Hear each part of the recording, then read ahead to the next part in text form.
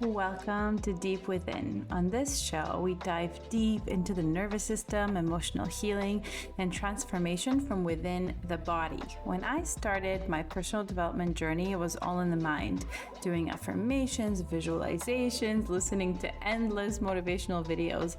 And I found that this approach, without actually getting my body on board, only left me in deeper shame and distress. So this is actually how I discovered somatic body-based healing. My name is Marina Triner, and I am the compassionate somatic coach. I am gentle, sensitive, and I love deep conversations. I'm so excited and so glad you're here so we can feel like we're together in our own little bubble of deep talks. Today, I want to talk about the point of healing because honestly, I've had so many different opinions and feelings about what the heck is the point of all of this. When I started doing healing work, it was actually therapy. It was talk therapy. When I was 18 years old, I went for free and at my university, and it was really helpful to just understand myself, to be able to talk things through because I am such a talker and I need to express things with my voice. That's how I process. And to feel cared for, cared about my emotions, my experience. Not that I was very good at feeling emotions. I wasn't. But it was a wonderful experience. But it still didn't really help me process my triggers, understand what I was feeling and feel it and be in my body. I was really, really dissociated at that time. And I had this expectation for many years that my healing work is going to land me in pure bliss. I'm just going to feel good most of the time, maybe all of the time, and everything will be great and I will never get triggered again. And I know that sounds like ridiculous thinking. This is in my 20s. Okay, so forgive me. But you know what? Even if you're not in your 20s and somewhere in the back of your mind, you're expecting yourself to just feel good all the time, it's okay. And that's why I'm recording this episode, because that makes a lot of sense to me. I really used to feel that way. And recently, in the last couple of years, I've had this kind of inner breakdown feeling where I was okay, well, I'm single. I don't necessarily have the particular life that I want because I left a marriage of 14 years. I became estranged from my father. I was struggling financially. Everything came crashing down. Every coping mechanism I ever had, which is addiction to men, addiction to exercise, strategizing and planning everything and just overdoing everything and working so hard to be perfect. All of that came crashing down. And I think I had a really big identity struggle. I just didn't know really who am I beyond these coping mechanisms, and what do I want my life to look like, and who do I want to be, and what do I even enjoy, and what even is the point of existing? I know, very deep questions. But I think in the midst of this process, I had to really understand and get in touch with the very core part of who I am beyond all of these things. And I know that in spiritual traditions, you could say, well, it's love. We're all love. I'm being sarcastic. I don't mean it. I really do feel that way. But beyond that, that's cool. It is love. We're all love. I agree. But there's more. I think that it's also, who are you? What do you enjoy doing? What do you like? What brings you joy in this life? We're all very unique. Besides being love and oneness and beauty and the perfection and the imperfection, there are deeper layers of us. And I really believe that healing leads us there. It doesn't lead us to pure bliss all the time. It doesn't lead us to not being triggered. It does lead us to being less triggered, for sure, to having the coping mechanisms for triggers, meaning how to process them and how to actually heal from them so that the next trigger becomes lessened and lessened. And it's about really getting in touch with who you are. So you might have heard this really brilliant distinction between authenticity and connection. This is a Dr. Gabor Maté, one of my favorites. one of his classical methods, modalities, structures. And it's the idea that when you're a little child, you have these two big need buckets, okay? One is to be authentic, to like truly be yourself, to express yourself, to play in the way that you like to play, to be really sensitive if that's who you are. And the other bucket is connection, to remain tethered to your caregivers. And guess what happens if, as a child, these two things butt heads? You're always, always, always going to go with connection because your caregivers are your safety. You cannot provide your own safety. And if that happens a lot, that's where a lot of complex trauma actually is born. So as you become an adult that has had this conflict in childhood and has learned to be a chronic people pleaser and has lost themselves, like you don't really know what brings you joy or who you really truly are, your mission is to discover who the heck you are. Hello there. Thank you so much for watching, for being here. I appreciate you so much.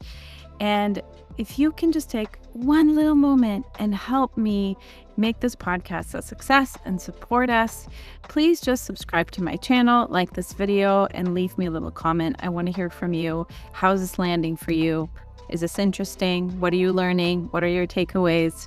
Again, thank you for being here. I love you, and let's get back into it.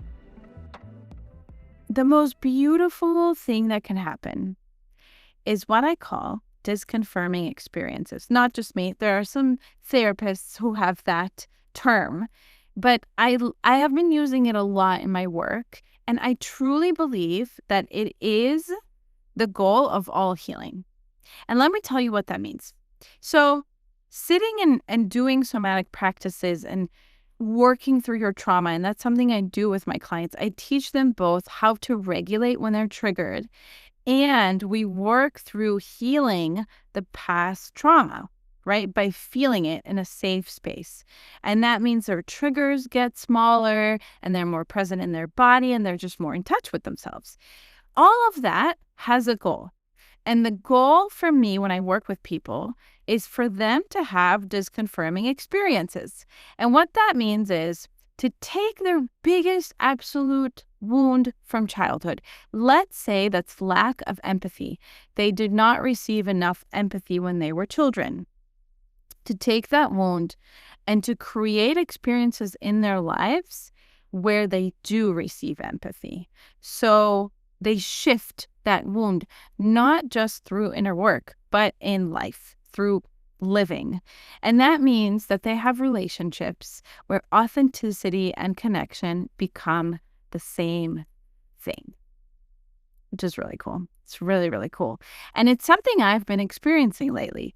And that's how I know that I'm healing, because I have these experiences where I feel deeply loved for being myself, even my parts that I don't really like. Other people still love me, even when I am in those parts. And that is so deeply healing. And it's also uncomfortable because it feels very unfamiliar, like you've never experienced that before. And all of a sudden it's happening in your life. And this is why we do somatic work, because somatic work leads us to be able to be with the discomfort of that and the triggers that come up and the grief and maybe rage and all of these feelings where you're like, wait, is this a bad thing that's happening? No, it's a good thing. It's a beautiful thing. It just feels very uncomfortable because it's unfamiliar. And there's sometimes a war between the brain and the body is saying, this is quite amazing.